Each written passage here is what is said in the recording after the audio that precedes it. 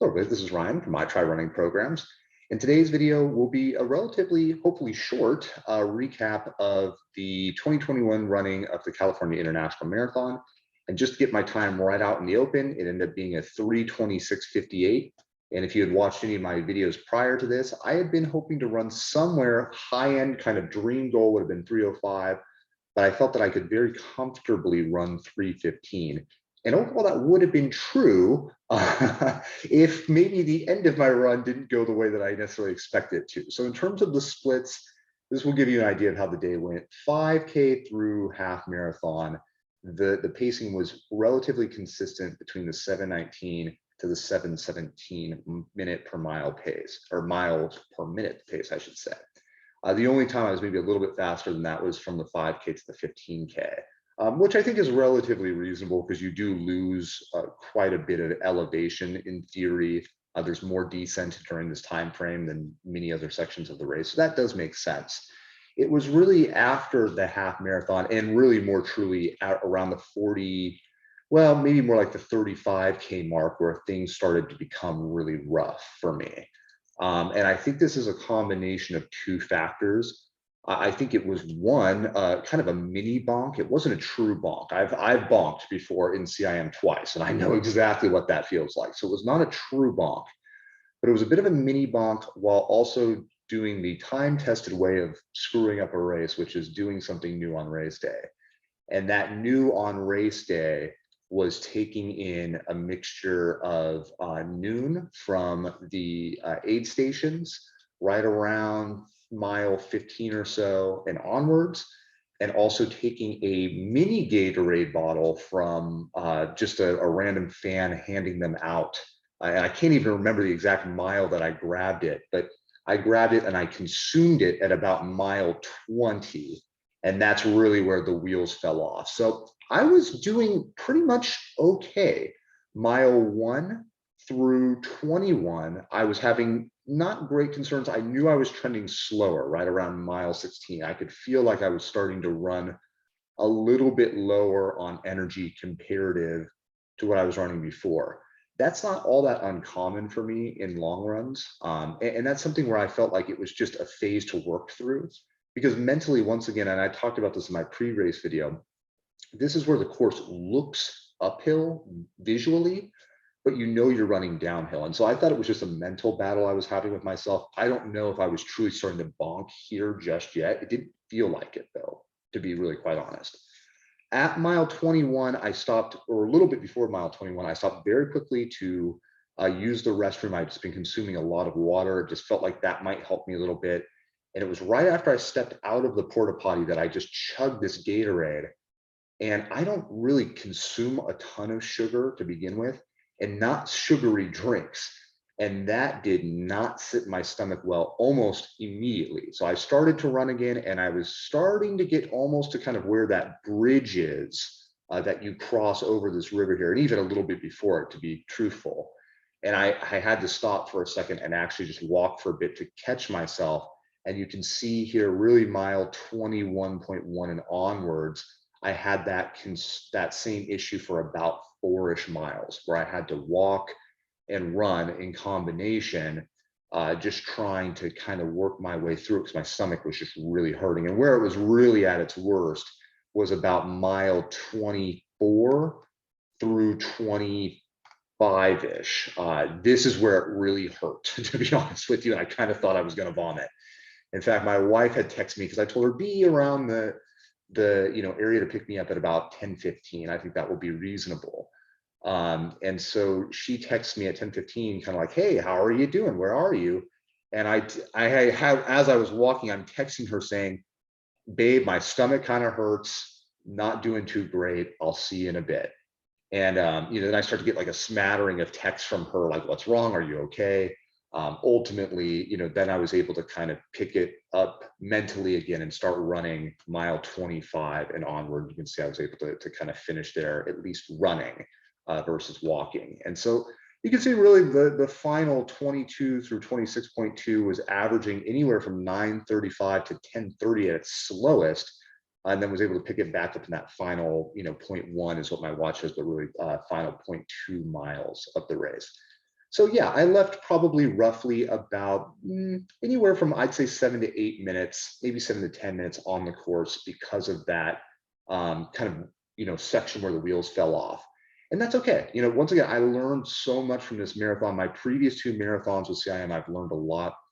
This one, I really do believe it was just a combination of um, not really consuming enough calories the day before. We were very busy on the Saturday beforehand. My daughter had some extracurricular activities in our hometown of Salinas.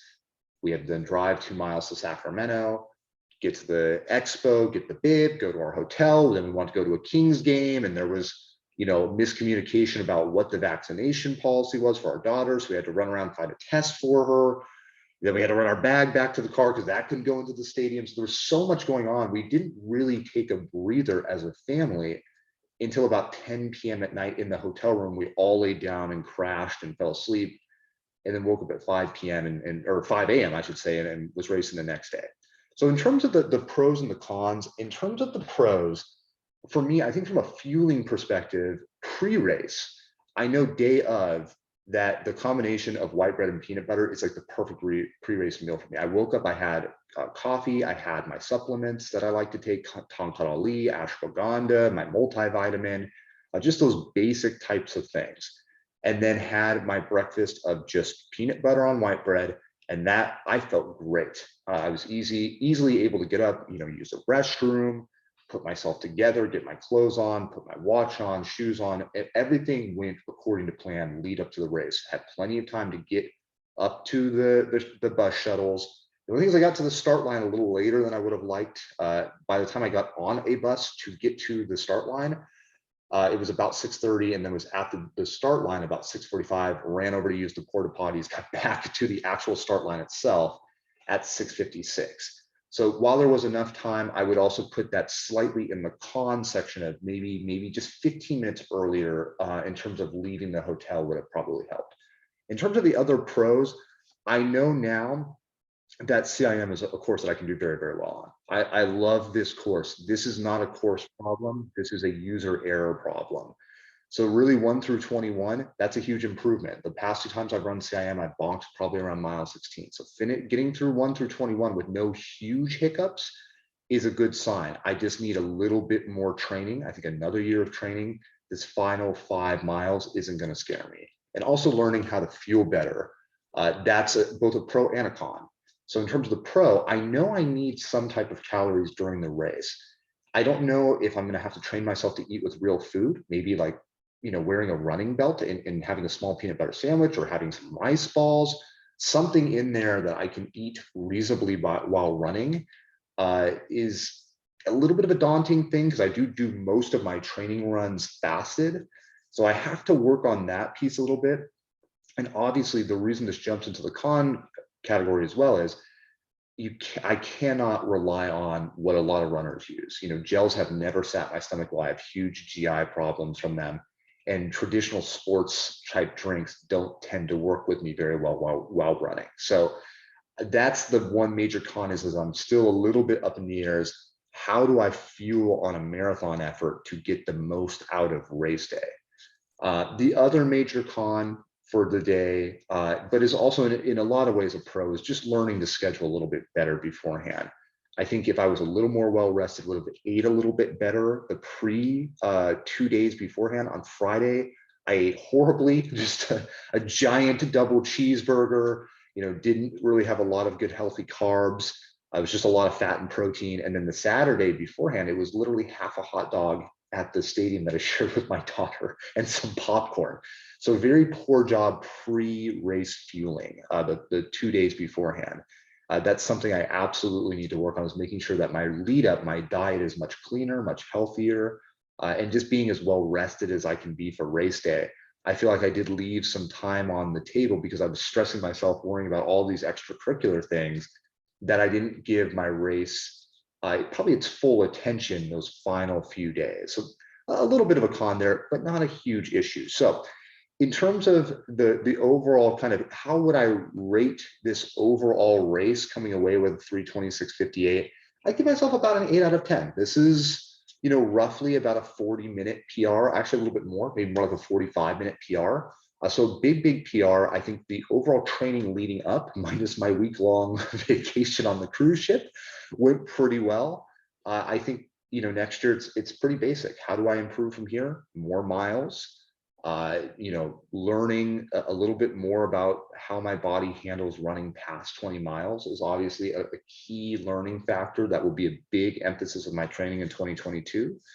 And then the other big thing is now seeing the course after 2 years. I didn't really remember it the way that I remembered it the prior 2 years. I thought that the course got substantially easier at mile 20.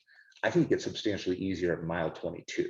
And so that's a little bit of a learning experience that how I'm going to run 2022's version of CIM is going to be much different than how I'm going to run it this year, where 1 through 22 is going to be a little bit more reserved, a little bit more relaxed, and then try to really hit the final 4.2 hard.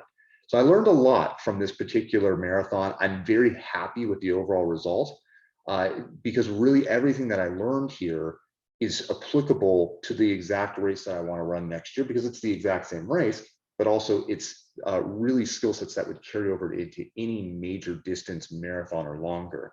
I just need to learn my body better and I need to hone it a little bit better.